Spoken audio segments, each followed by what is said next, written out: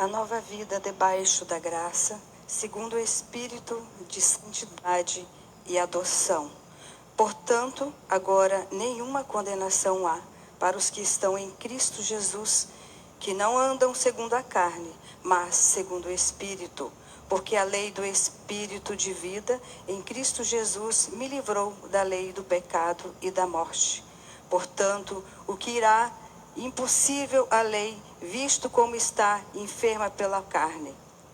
Deus, enviando seu Filho em semelhança da carne do pecado, pelo pecado, condenou o pecado na carne, para que a justiça da lei se cumprisse em nós, que não andamos segundo a carne, mas segundo o Espírito. Porque os que são segundo a carne inclinam-se para as coisas da carne, mas os que são segundo o Espírito, para as coisas do Espírito. Porque a inclinação da carne é morte, mas a inclinação do Espírito é vida e paz. Porquanto a inclinação da carne é inimizade contra Deus, pois não é sujeita à lei de Deus, nem em verdade o pode ser.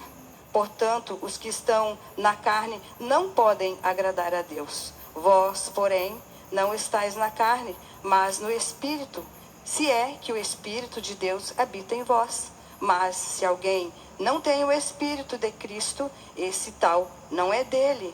E se Cristo está em vós, o corpo de verdade está morto por causa do pecado, mas o Espírito vive por causa da justiça.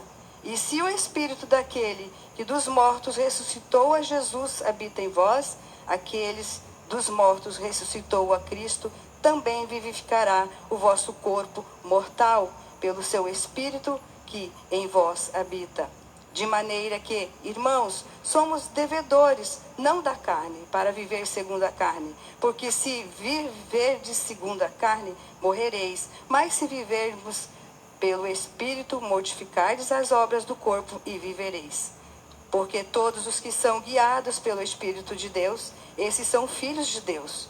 Porque não sabereis o espírito da escravidão, para que outra vez estardes em temor, mas recebestes o Espírito de adoção de filhos, pelo qual clamamos, Abba, Pai.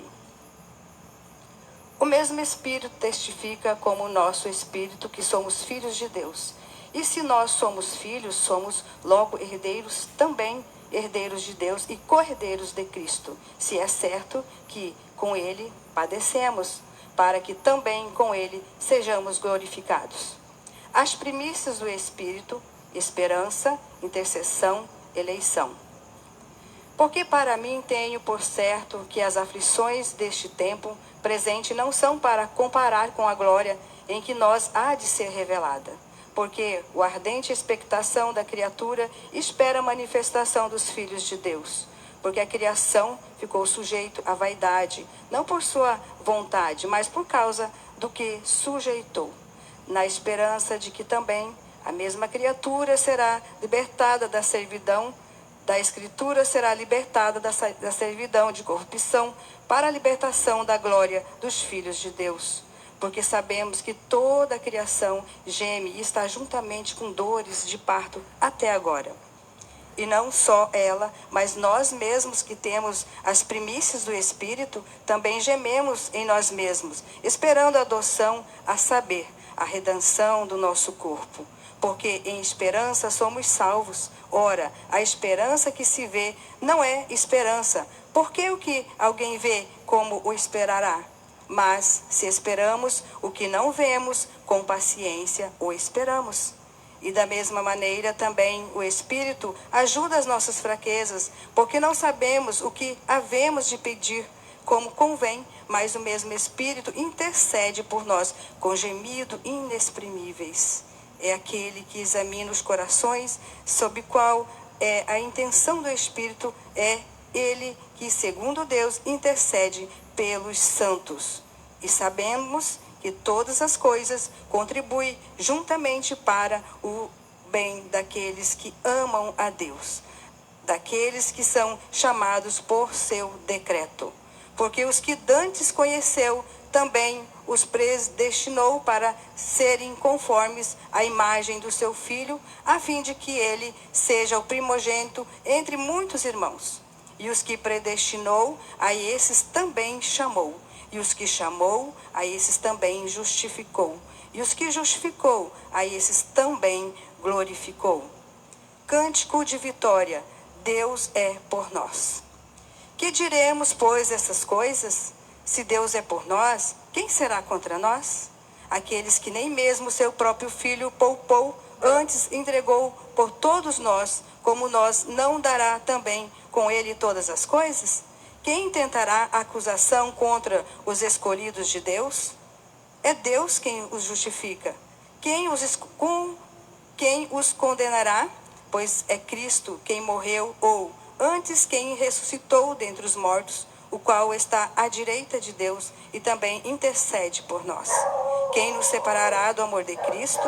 A tribulação, ou a angústia, ou a perseguição, ou a fome, ou a nudez, ou o perigo, ou a espada? Como está escrito: por amor de ti somos entregues à morte todo dia. Fomos reputados como ovelhas para o matadouro. Mas em todas essas coisas somos mais do que vencedores, porque aquele que nos amou. Porque estou certo de que nem a morte, nem a vida, nem os anjos, nem os principados, nem as potestades, nem o presente e nem o porvir, nem a altura, nem a profundidade, nem alguma outra criatura nos poderá separar do amor de Deus, que está em Cristo Jesus, nosso Senhor.